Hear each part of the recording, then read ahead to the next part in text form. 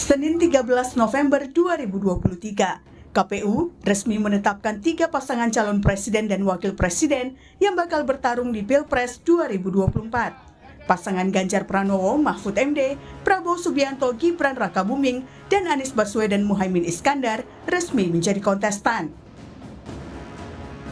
KPU melakukan penetapan daftar calon tetap atau DCT pasangan Capres-Cawapres 2024 dengan mekanisme rapat pleno penetapan secara internal terlebih dahulu.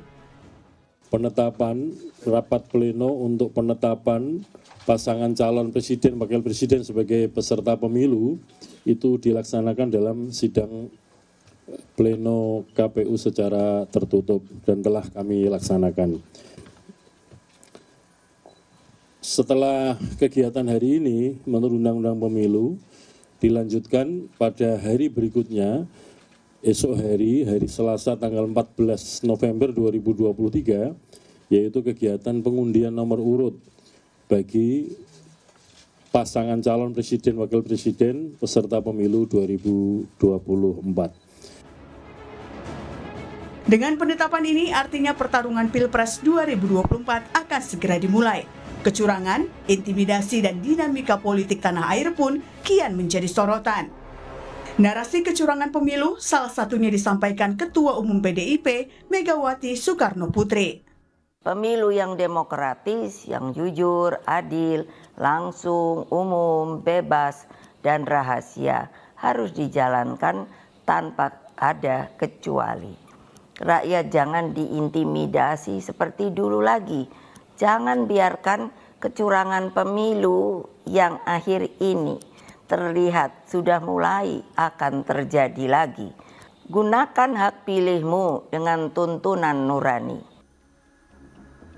Merespon pernyataan Megawati, calon wakil presiden dari Koalisi Indonesia Maju, Gibran Rakabuming, mempersilahkan pihak yang menemukan dugaan kecurangan pemilu untuk membuat laporan. Ya dilaporkan aja, misalnya ke Bawaslu atau apa, misalnya ada kecurangan atau apapun itulah ya. Sementara itu Menko Polhukam Mahfud MD mengamini adanya dugaan kecurangan, intimidasi, dan dinamika politik lainnya. Laporan datang dari berbagai daerah seperti Jakarta, Bali, Jawa Timur, Jawa Tengah, dan Sumatera Utara. Karena itu Mahfud mengajak seluruh lapisan masyarakat untuk melaksanakan pemilu dengan jujur. Oleh karena itu, saya mengingatkan sekali lagi, sekaligus mengajak kita semua untuk melaksanakan pemilu dengan penuh kejujuran, berdasar prinsip demokrasi yang berkeadaban. Tidak boleh ada kecurangan. Tidak boleh ada tekanan-tekanan terhadap kelompok tertentu dan tidak boleh ada pemihakan kepada kelompok tertentu lainnya. Rangkaian Pilpres 2024 terus bergulir. Hari ini KPU akan menggelar pengundian nomor urut bagi peserta Pilpres. Sementara pertarungan kampanye akan dimulai pada 28 November 2023 hingga 10 Februari 2024. Tim Liputan, Kompas TV.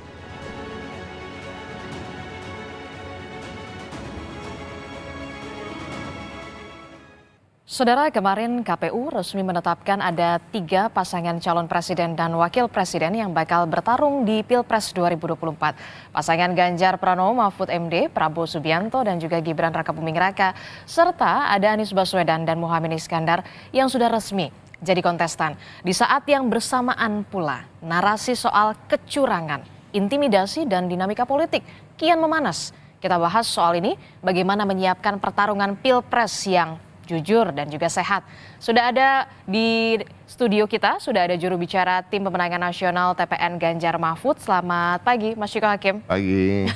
Dan juga ada dari juru bicara Partai Keadilan Sejahtera sekaligus anggota tim kampanye Anies Muhaimin, Kang Pipin Sopian. Selamat pagi, Assalamualaikum Kang Pipin. Waalaikumsalam. Dan juga melalui sambungan Zoom ada Wakil Ketua Umum Partai Golkar sekaligus Komandan Teritorial Tim Kampanye Nasional Prabowo Gibran, Pak Ahmad Doli Kurnia. Selamat pagi, Assalamualaikum Bang Doli. Pagi, Assalamualaikum warahmatullahi wabarakatuh. Salam. Oke, ini saya ke Mas Ciko dulu dan ke Kang Pipin dulu ya, Bang Doli. Kita sudah melihat bagaimana kemudian KPU kemarin sudah menetapkan, itu artinya pertarungan Pilpres sudah dimulai. Sudah ada 3 pasangan dan malam ini akan ada pengundian nomor urut. Berharapnya nomor urut di berapa nih Mas Ciko kalau untuk Mas Ganjar dan juga Pak Mahfud? Bagi kami nomor urut adalah prioritas kesekian. Jadi tidak terlalu berharap di nomor urut berapa. Nah kami juga tapi jujur dengan segala yang terjadi, dinamika politik yang terjadi, kami bahagia bahwa akhirnya kita semua ditetapkan dan kita akan menuju pemilihan presiden 2024. Ya semoga aja jujur, adil, langsung, umum, bebas, dan rahasia. Itu yang selalu kita harapkan. Oke, jadi mau nomor berapapun tidak jadi masalah. Yang penting suaranya pasti nomor 1 begitu? Ya.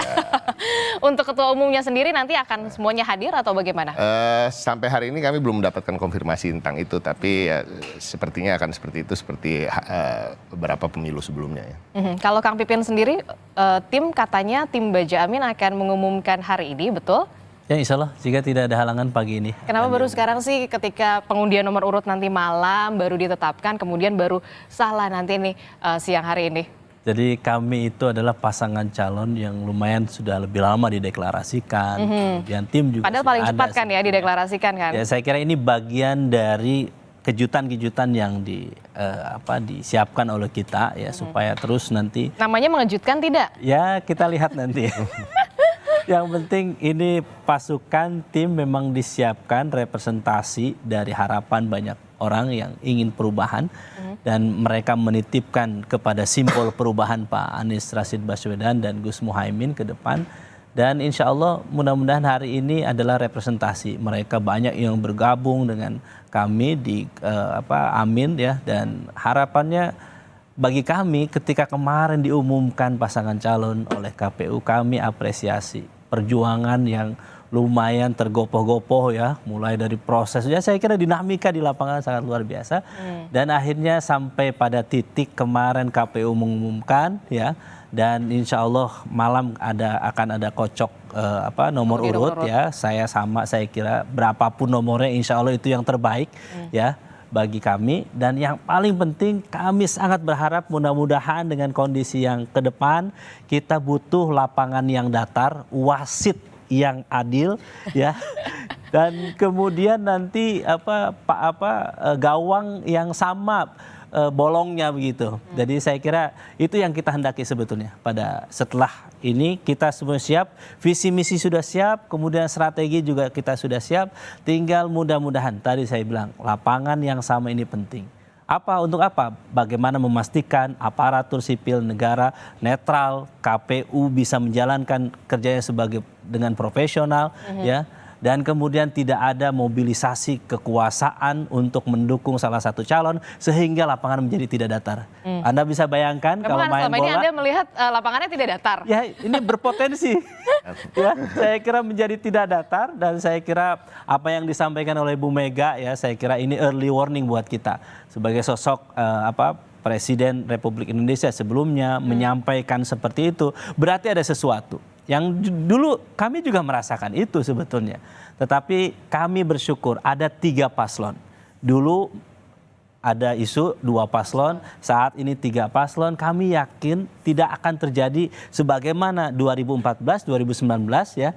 Saat ini ada 3 pasangan, mudah-mudahan kampanye gagasan yang dikedepankan, bukan money politik, pengerahan sumber daya, intimidasi tadi kata Bu Mega ya dan kemudian intervensi kepada kalangan tertentu. Saya katakan kekuasaan itu berganti setiap 5 tahun ya. Bagi seorang muslim hidup kita tidak selamanya. Kita berusaha untuk tidak menghalalkan segala cara. Kita ikut aturan main, pastikan bahwa lapangan itu datar, sekali lagi bahwa wasitnya adil, maka insya Allah siapapun yang akan jadi pemenang kita akan terima. Kobul. Amin. Kenapa jadi Ini belum apa-apa sudah ngegas ya Kang Pipin ya. Langsung ya tancap gas Oh ya. ternyata udah diganti ya. Waduh, sejak kapan Amin diganti Kobul ya? Oke, saya ke Bang Doli. Bang Doli, kalau melihat dua ada Mas Ciko dan juga Kang Pipin di sini nampaknya untuk nomor urut tidak menjadi permasalahan. Nah, kalau untuk pasangan dari Pak Prabowo dan juga Mas Gibran sendiri, seperti apa persiapannya? Berharapnya nomor berapa nih? Pertama saya protes dulu kenapa saya sendiri yang diundang sekali. Padahal harusnya semuanya lengkap ya di sini ya Bang Doli ya. Biar lebih seru. Mantap loh. Ya, saya kira pertama tentu kita semua sudah mempersiapkan diri ya sedemikian rupa dari kita mempersiapkan pasangan capres dan cawapres kita, bagaimana memperkuat jaringan koalisi partai politik kita. Nah, sampai alhamdulillah sekarang kita sudah menemukan 3 calon pasangan capres dan cawapres yang kemarin ditetapkan, dan malam hari ini akan seperti bagaimana yang sudah diatur jadwalnya, kita akan memasuki kegiatan cabut nomor ya. Buat kami nggak ada masalah nomor mana saja, nomor berapa saja, ya apalagi itu kan nanti diundi ya. Ya, Jadi betul. itu kan ya nanti tergantung Allah kasihnya berapa aja lah. Ya kan berapa yang dikasih, bismillah kita jalan, kita siap saja dengan nomor berapapun. Oke, jadi semua nomor baik lah ya begitu ya. Insya Allah kan cuma 1 sampai 3 aja. Yang penting nomor. semuanya 3 kandidat berharapnya dapat suara nomor 1 lah ya. Ya itu yang paling penting. Yang penting kan semuanya berkeinginan menang dan cara menangnya dengan cara yang baik. Oke, dengan ketua umum semuanya nanti akan dipastikan hadir di KPU nanti malam, Bang Doli? Semua ketua umum rencananya hadir kecuali Pak Erlangga karena Pak Erlangga sedang bertugas di luar negeri. Ya, rencananya Pak Prabowo, capres kita, Pak Cawapres, Saudara Gibran akan hadir, dan kemudian semua ketua umum partai politik kecuali Pak Erlangga ya, karena masih di luar negeri. Oke, jadi semua ketua umum dari Koalisi Indonesia Maju ini akan hadir kecuali Pak Erlangga karena memang sudah ada agenda begitu ya yang sudah diagendakan. Saya ke Mas Ciko. Mas Ciko, kan tadi kita sudah melihat bagaimana Kang Pipin nampaknya bersemangat sekali, berapi-api sekali bagaimana kemudian wasit harus adil. Kemudian kemarin juga kita sudah melihat bagaimana Bu Mega sudah menyinggung soal jangan biarkan ada kecurangan pemilu. Sebegitu gelisahnya kah? Pertama saya ingin mengapresiasi tadi. Terima kasih Mas Pipin ini sudah mengutip ketua umum kami gitu ya, dengan sangat positif ya. Intinya gini, kami tidak ada kegelisahan ini sebenarnya bukan hanya kepada diri kami, istilahnya elit-elit politik atau partai politik dan para pengurusnya, tapi kita juga ini kan merepresentasikan apa yang terjadi di masyarakat. Kegelisahan di masyarakat ini direpresentasikan juga oleh para tokoh dan budayawan kemarin, ya kan. Para tokoh dan tentunya partai politik ini kan ketika kita bergerak, kita akan menyuarakan sesuatu, apa yang kita suarakan tentunya kita mengetes atau melihat apa yang dirasakan oleh masyarakat. Karena memang itulah tugas kita berpolitik ini untuk rakyat, bukan untuk diri sendiri, apalagi untuk keluarga gitu. Jadi apakah netralitas ini akan terjadi, ya kita tetap punya kecurigaan dan kewaspadaan, apalagi sekarang sudah terjadi apa yang namanya pencopotan alat peraga kampanye, khususnya yang kami ketahui adalah partai kami sendiri, PDI Perjuangan di berbagai daerah. Yang terbaru itu adalah di Pematang Siantar kalau tidak salah. Nah kita lihat sendiri itu dengan mobil Satpol PP kalau nggak salah ya, tapi saya juga lihat personel-personelnya kok badannya nggak kayak badan-badan Satpol PP itu. Ya Anda kan? mencurigainya?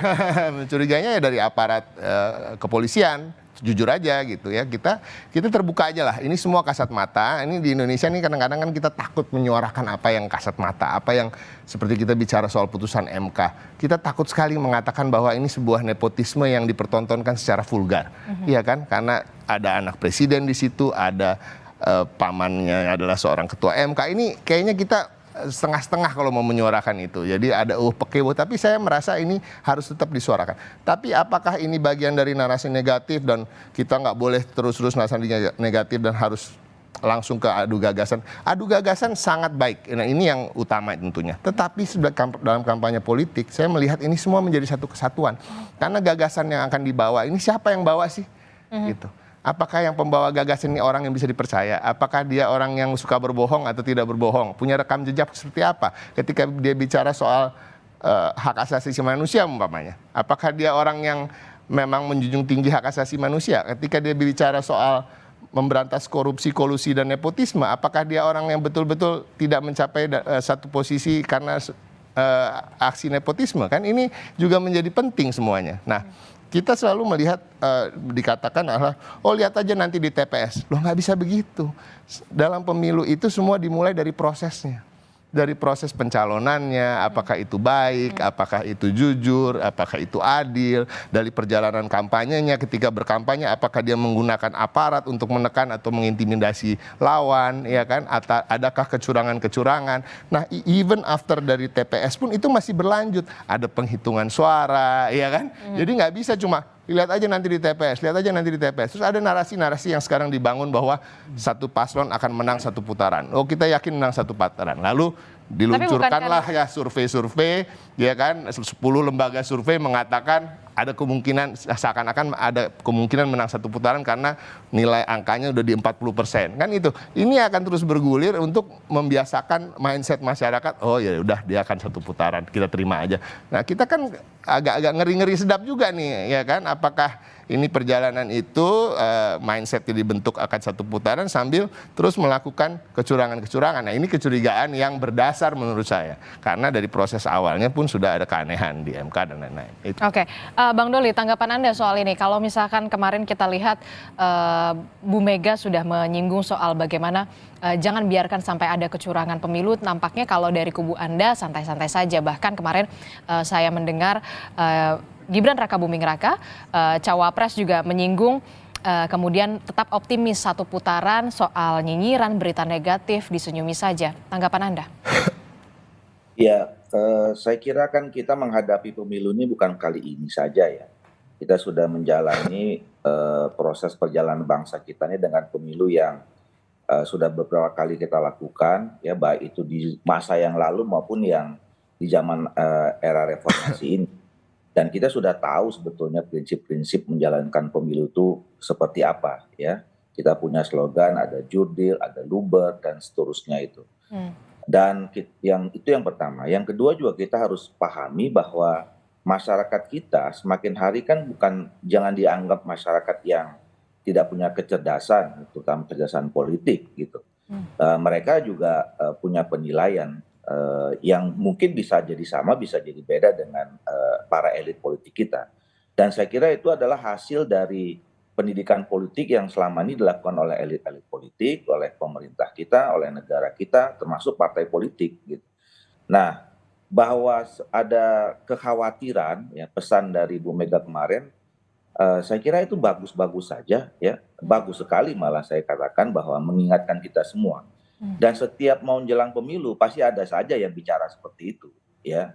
2019, 2014 bukan Bu Mega yang bicara seperti itu, gitu ya. Jadi ada maksud yang lain. Gitu. Jadi maksud Anda serangan-serangan semacam ini sudah menjadi hal yang biasa begitu menjelang Pilpres?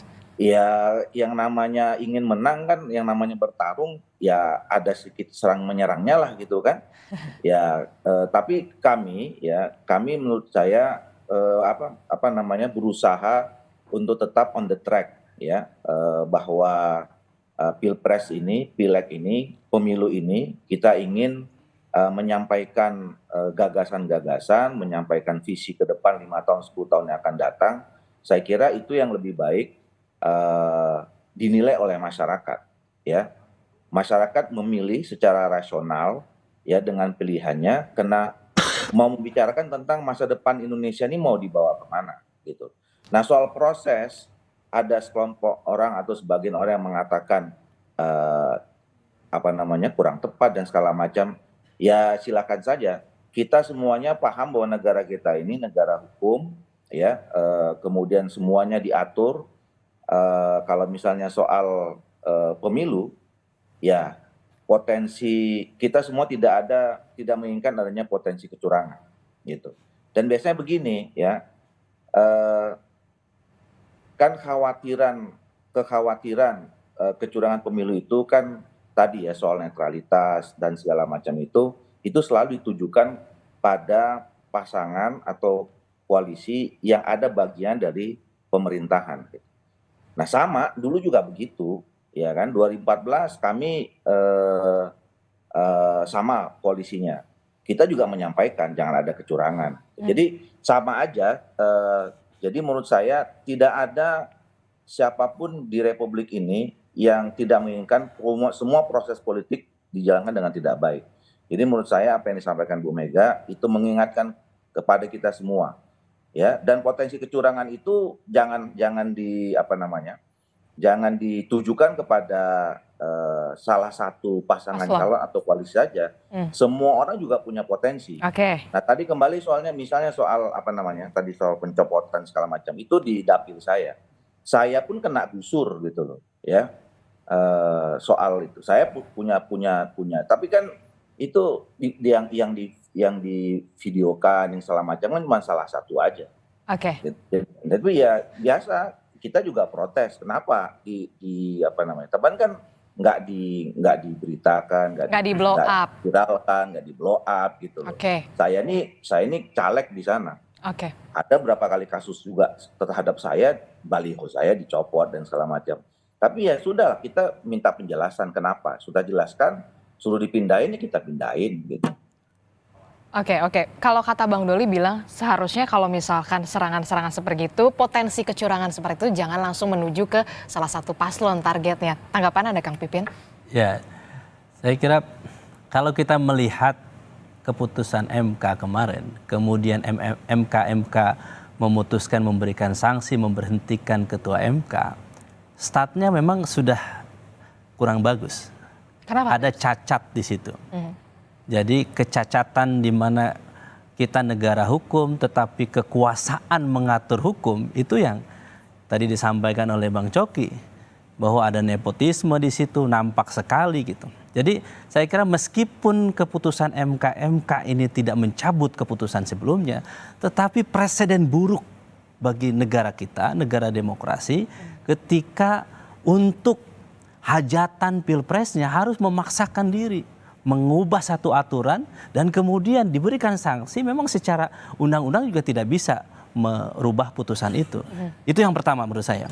Yang membuat kalau saya mengatakan kalau ini pertandingan bola maka harusnya lapangannya datar. Tapi di awal sudah ada kecenderungan, ada kecacatan di situ.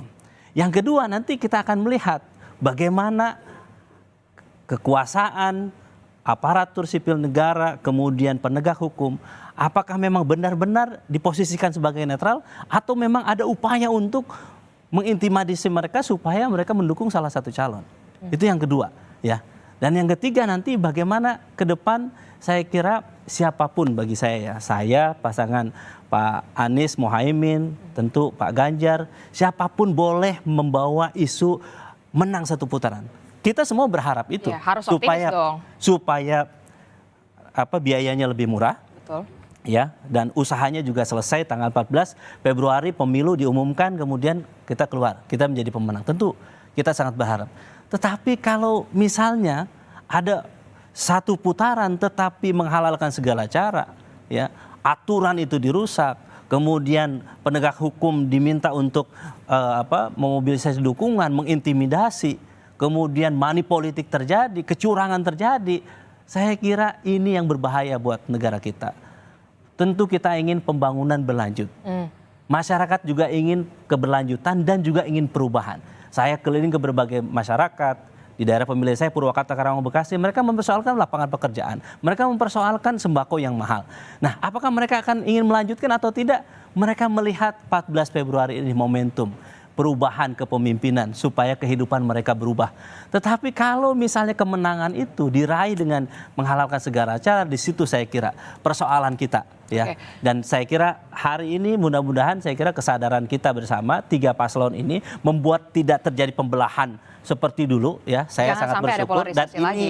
yang diharapkan oleh PKS ya. Sehingga nanti saya kira ini ada kesetimbangan saya kira. Saya misalnya saat ini lebih cenderung misalnya sama Bang Coki dari pagi tadi sudah ngobrol-ngobrol hangat misalnya bagaimana ke depan ya. Dan harapannya saya juga bisa jumpa juga sama Bang Doli begitu ya, diskusi bagaimana pemilu kita nanti betul-betul jurdil. Bukan hanya lip service, kita mengatakan kita jujur, adil, tetapi di belakang main curang. Ya, saya kira itu yang kita khawatirkan. Ya, misalnya kita ngobrol, tetapi para buzzer, mohon maaf buzzer berbayar ini menghantam satu. Katanya nggak boleh politik identitas, tetapi calon kami dikatakan dari Yaman lah, dari apa dan sebagainya. Saya kira ini tidak baik buat bangsa kita ke depan. Ya. Oke, pertanyaan selanjutnya adalah, apakah Anda tetap yakin kemudian pemilu ini berlangsung jujur dan adil? Jangan dijawab dulu, tetap bersama kami di Sapa Indonesia Pagi. Terima kasih Anda masih bersama kami di Sapa Indonesia Pagi. Saudara, di pagi hari ini kami masih membahas bagaimana soal dinamika yang terjadi setelah kemudian penetapan Capres dan juga Cawapres. Ada 3 pasangan calon di studio sudah bersama kami. Ada Mas Ciko Hakim dan juga Kang Pipin Sopian, dan juga melalui sambungan telepon atau melalui sambungan Zoom sudah ada Bang Doli. Bang Doli, kalau tadi Kang Pipin menyinggung soal bagaimana proses yang kemudian bisa dikatakan seharusnya lapangan ini sudah datar dari awal, padahal kemudian faktanya seperti apa, dan putusan MK, Majelis Kehormatan MK soal ini, isu ini masih terus bergulir sampai mungkin di masa kampanye. Bagaimana Anda bisa meng-counter attack-nya begitu kalau dari Bang Doli sendiri? Enggak, ya saya kira ya itu sesuatu yang biasa saja. Kalau ada celah ya terus di blow up, dieksploitasi dan segala macam seperti itu. Tapi kan begini, penetapan itu kan semuanya berdasarkan mekanisme hukum yang berlaku di negara kita. Ya, saya kira ketika ada satu keputusan ya semua harus menghormati. Sama dulu dengan kita bertarung soal sistem terbuka dengan tertutup, ya kan. Kalau kemudian misalnya kemarin sistem tertutup yang yang diputuskan gitu, mungkin serangannya ke tempatnya Pak Ciko nih, kan kira-kira begitu, ya kan bisa begitu, ya, karena waktu itu misalnya ada 8 partai yang tidak setuju, tapi kemudian tiba-tiba kalau satu partai yang setuju, mungkin serangannya bukan ke sini, gitu, ke tempat yang lain, bisa jadi begitu. Nah, tapi kan ini semua proses sudah berjalan, ya kan, kemudian keputusan sudah ada, dan kalau kemudian yang ada dianggap tidak tepat, semua proses selanjutannya sudah dilalui, ada yang sudah kena hukuman dan segala macam. Nah, kemarin KPU juga sudah menetapkan 3 pasangan calon presiden gitu. Nah, tadi kan disyukuri nih ada 3 pasangan calon presiden gitu. Ya sudah, kita mulai dari situ saja. Malam ini kita cabut nomor, ya, kemudian tanggal 28 kita sudah mulai kampanye. Nah, kita ikuti aja mekanisme yang sudah kita sepakati, dan semua itu saya kira tidak ada yang bertentangan dengan mekanisme hukum, dan kita ini negara-negara hukum. Jadi kalaupun nanti kemudian ada terindikasi macam-macam gitu ya, indikasi curang segala macam, kita juga punya mekanismenya. Nah, itu yang pertama. Yang kedua, tadi saya katakan khawatiran adanya kecurangan itu kan terhadap koalisi atau pasangan calon yang di dalam koalisi itu ada keterlibatan katakanlah kekuasaan gitu ya, atau pemerintahan gitu. Nah, perlu diingat masing-masing pasangan calon dan partai koalisi ini semuanya ada di dalamnya ada bagian dalam kekuasaan, dan kita juga jangan pura-pura tidak tahu juga ya bagaimana kekuatan-kekuatan yang ada di dalam setiap koalisi ini kan juga mempengaruhi melakukan sesuatu yang juga itu untuk menang gitu. Ya. Jadi kita juga jangan dianggap kemudian semuanya dilimpahkan kepada pasangan tertentu, sementara pasangan yang lain seolah-olah tidak punya potensi melakukan kecurangan gitu. Nah, itu yang saya katakan kemarin, saya bersyukur Ibu Megawati menyampaikan kepada kita semua. Saya kira Bu Megawati itu mengingatkan kita semua, termasuk dirinya Bu Mega sendiri sebagai partai politik yang juga punya punya pasukan, punya resources, yang juga sama punya potensi melakukan kecurangan juga. Jadi kalau semuanya kita sepakat seperti itu, ya saya kira ini bagus buat pertumbuhan dan perkembangan demokrasi kita.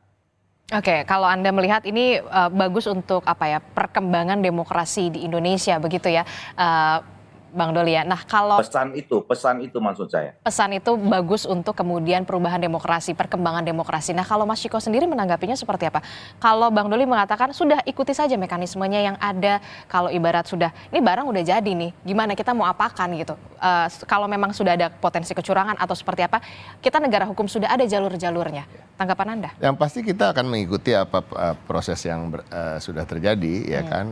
Dan kita menghormati dan keputusan-keputusan hukum yang ada. Tapi kan proses itu jadi gini, ada yang namanya legalitas, tapi ada juga yang namanya legitimasi. Nah, secara legal semuanya itu sudah diputuskan secara legal. Tapi apakah itu legitimate, apakah itu tidak menimbulkan ada suatu kecurigaan dan pertanyaan-pertanyaan, itu harus tetap kita kritisi. Justru sebagai sebuah negara demokrasi, kita tidak boleh menutup ruang untuk mengkritisi atau hal-hal yang kita katakan ada ketidakpuasan terhadap suatu keputusan. Walaupun kita tetap menjalankan keputusan itu, tapi suara itu, soundbite itu nggak boleh mati, ya kan? Seperti saya mau mengulangi lagi bahwa proses pemilu itu bukan seperti yang disampaikan oleh beberapa kali Mas Gibran. Saya lihat pidatonya mengatakan nanti lihat aja di TPS hasilnya gimana. Lihat aja di TPS, kita diam aja kalau dihina atau ini kan gitu ya.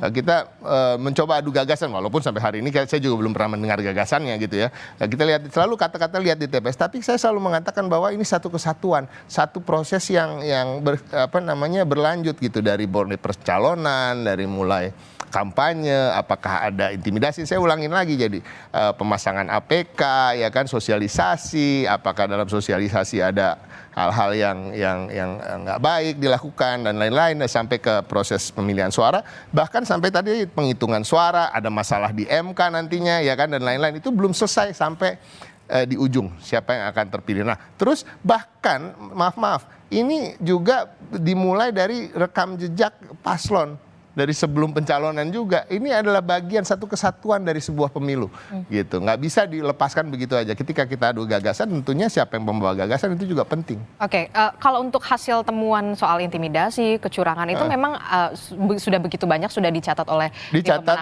dan apakah sudah kemudian dilaporkan juga? Memang kita juga melaporkan, tapi ya kita lihat sekarang ini udah dimulai nih. Teman saya Aiman, Adian, dan Pak Hasto, Sekjen PDI Perjuangan, dilaporkan ke polisi, ya kan.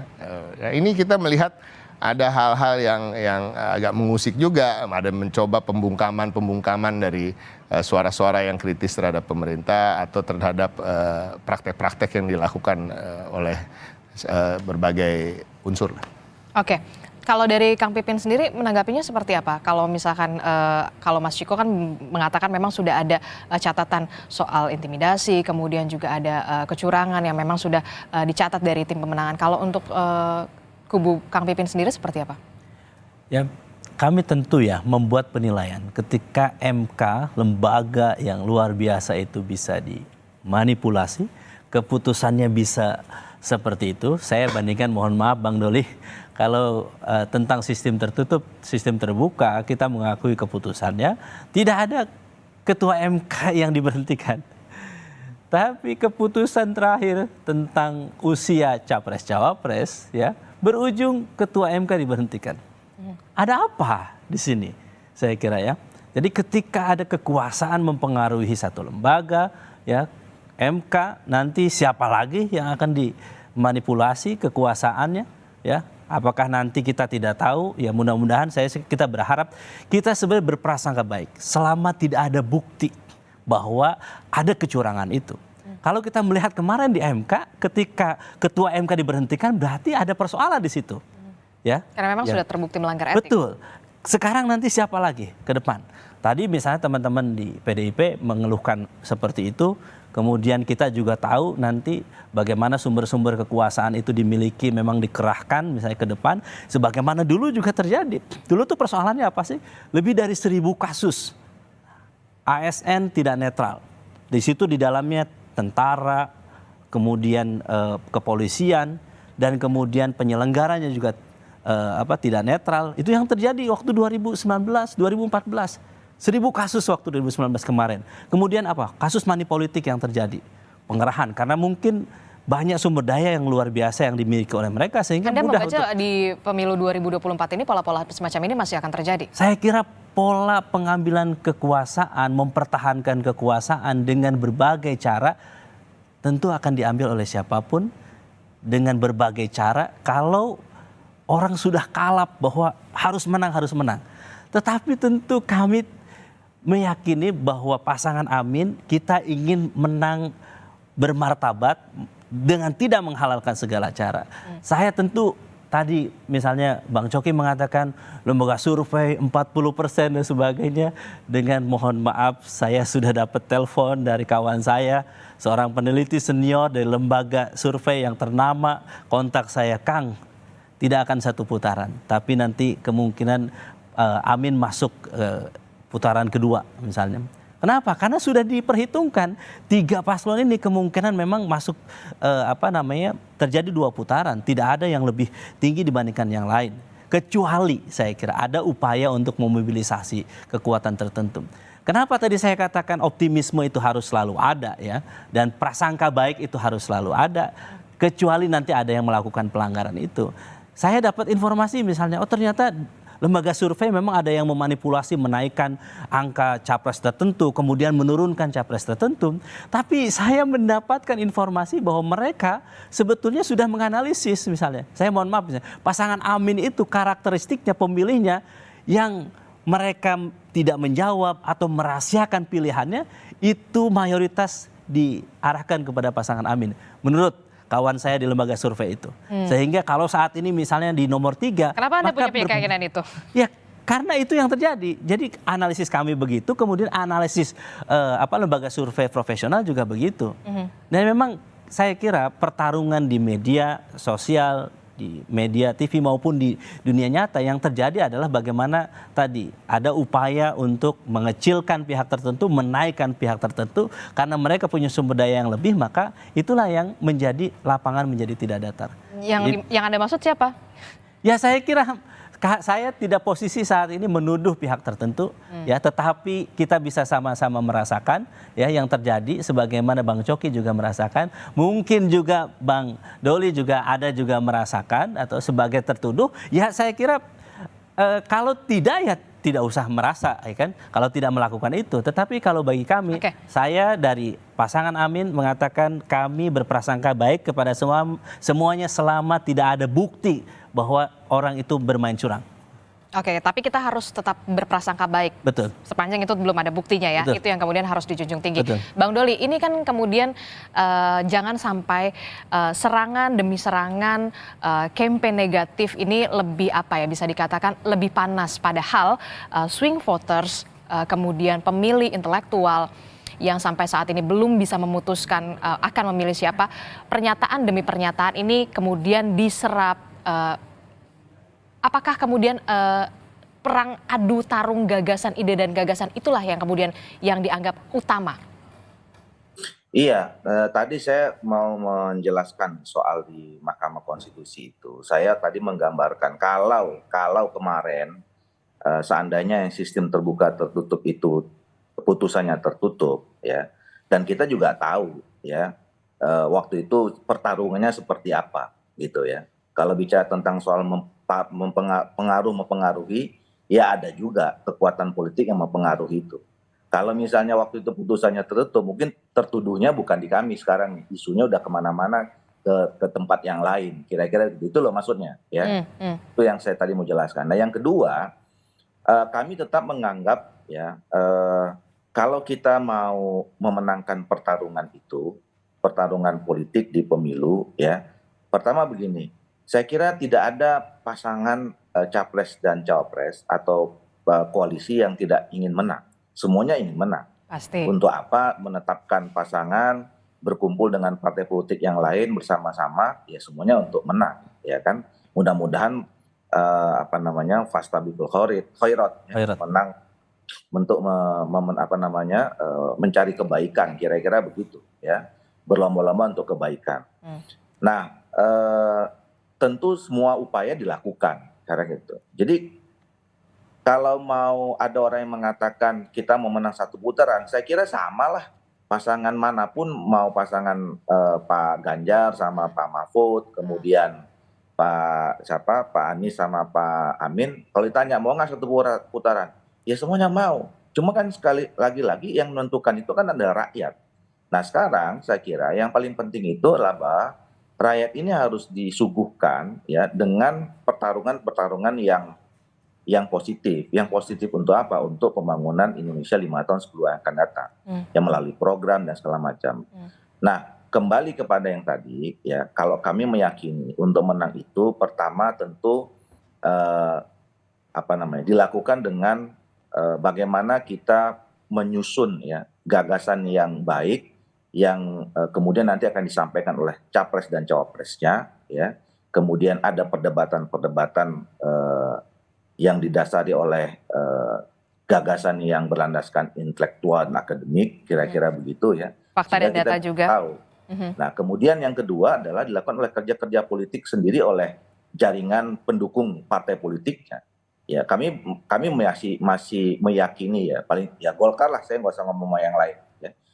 Golkar itu masih meyakini bahwa untuk memenangkan pertarungan, jaringan, kemudian infrastruktur, kemudian dorongan semangat dan kerja-kerja yang dilakukan oleh semua jaringan partai masing-masing itu juga faktor yang cukup signifikan untuk menangkan itu. Nah jadi jalan saja. Nah tadi kembali ke soal yang tadi ya, saya kira kita kembangkan saja apa yang disampaikan oleh Saudara Pipinda. Kita bertarung, berkompetisi, dengan niat yang baik, berprasangka baik, ya, tapi tidak menutup alert sistem kita ya terhadap kemungkinan terjadinya kecurangan. Saya mengatakan ya bahwa potensi kecurangan itu memang mungkin diindikasikan kepada orang yang mempunyai kekuasaan di pemerintah. Tetapi ingat ya, jaringan pemerintahan itu bukan hanya ada sekarang di partai kami. Di pasangan Amin Pak Anies Baswedan sama Caimin itu ada menteri, ada sekian menteri di situ, ya kan? Di tempatnya Pak Ganjar dan Pak Mahfud juga ada, gitu. Nah kalau kita mau nanti buka-bukaan, saya juga ada menemukan indikasi-indikasi yang kalau mau ngambat kecurigaan ya, bisa juga kita menceritakan bahwa di sana juga ada potensi melakukan kecurangan sampai ke bawah segala macam gitu. Nah, makanya saya katakan kembali satu tadi kuncinya prasangka baik. Apa yang disampaikan oleh Bu Mega itu adalah itu mengingatkan kita semua. Oke. Ya kan? Jadi jangan dianggap apa yang disampaikan Bu Mega itu menyasar satu orang. Hanya mungkin terjadi di kita. Di tempat lain mungkin loh terjadi. Jangan pura-pura kemudian kan kalian aja yang bisa buat curang, kita enggak. Jangan begitu, kita juga tahu gitu loh, ada potensi-potensi jaringan yang juga bisa dijadikan potensi curangan. Makanya alat sistem kita itu juga sama-sama gitu. Nah oleh karena itu, karena semuanya punya potensi yang sama untuk melakukan hal kecurangan, mari kita adu gagasan sampai alert sistem. Lihat ya, kita juga tahu, saya juga kan saya 2 bulan ini tinggal di dapil.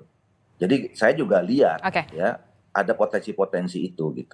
Oke, Mas Ciko, kalau saya sih sepakat, ini harus ada tarung ide gagasan yang kemudian benar-benar yang berkualitas. Jadi kita bisa menghasilkan dan bisa memilih benar-benar pemimpin yang betul-betul berkualitas. Tanggapan Anda? Kami justru memang tidak sabar menunggu waktunya kapan kami harus bisa mempersembahkan gagasan kami di TPN, karena kami sangat merasa bahwa kami yang paling siap mengenai gagasan-gagasan tersebut. Jadi itu juga menjadi fokus utama ini, dan kita juga sangat pede ya, kita very confident ketika nanti Pak Ganjar dan Prof Mahfud muncul di acara-acara debat, dan mereka akan menguasai lapangan begitu kira-kira. Oke, jadi we can't wait for that. Oke, kalau dari Bang Doli dan Mas Ciko memang sudah tidak sabar, kemudian sudah ingin adu tarung ide gagasan untuk menciptakan kemudian kita mendapatkan pemimpin-pemimpin yang berkualitas. Kalau Kang Pipin sendiri? Ya, kami sudah menyusun visi misi program kerja kurang lebih 1 tahun. Dan kemudian itu juga berdasarkan rekam jejak Pak Anies Baswedan bagaimana sukses memimpin Jakarta.